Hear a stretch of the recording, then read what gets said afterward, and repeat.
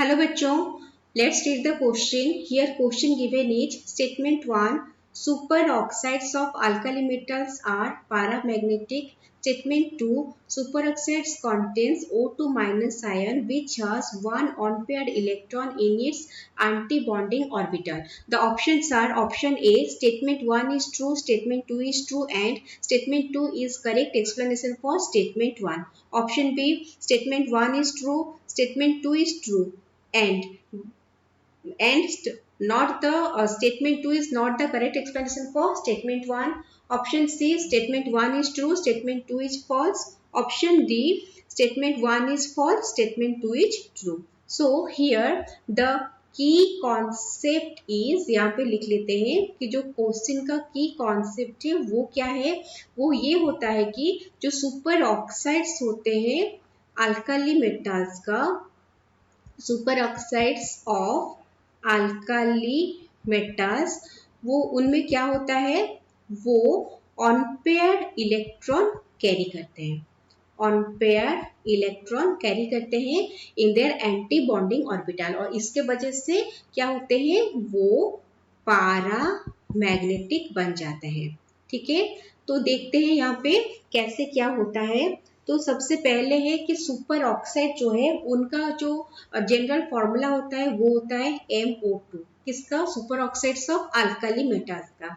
Alkali metals उनका charge +1 रहता है, तो यहाँ पे जो O2 रहेगा वो O2 माइनस फॉर्म में रहेगा क्योंकि M जो है वो प्लस फॉर्म में रहता है।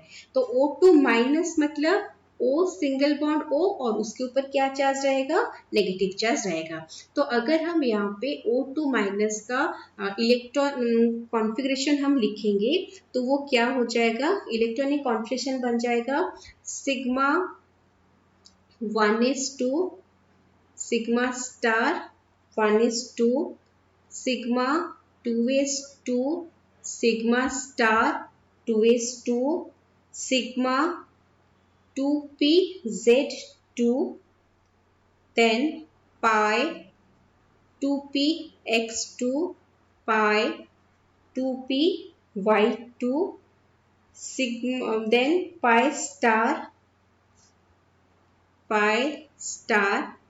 2px2 pi star 2py1। ठीक है, तो यहाँ पे देखने से हमें पता चल रहा है कि जो एंटी बॉन्डिंग ऑर्बिटल है पाई स्टार, उसमें 1 इलेक्ट्रॉन है जो कि अनपेयर्ड इलेक्ट्रॉन है। ये जो अनपेयर्ड इलेक्ट्रॉन है इसके प्रेजेंस के वजह से वो क्या करता है ना, वो जो सुपर ऑक्साइड से अल्काली मेटल्स का due to this unpaired electron वो पैरामैग्नेटिक कैरेक्टर का बन जाता है। ठीक है, पैरामैग्नेटिक मतलब they are attracted by magnet. तो अनपेयर्ड इलेक्ट्रॉन वो मैग्नेटिक कैरेक्टर को इंक्रीज करता है। ठीक है, तो इसके हिसाब से जो फर्स्ट स्टेटमेंट है हमारा स्टेटमेंट 1 वो करेक्ट है और स्टेटमेंट 2 वो भी करेक्ट है and statement 2 is the correct explanation for statement 1। तो इस क्वेश्चन का जो करेक्ट ऑप्शन है वो क्या बन जाता है, वो बनता है हमारा option A, that is statement 1 is true, statement 2 is true and statement 2 is correct explanation for statement 1. I hope you understood well. Best of luck.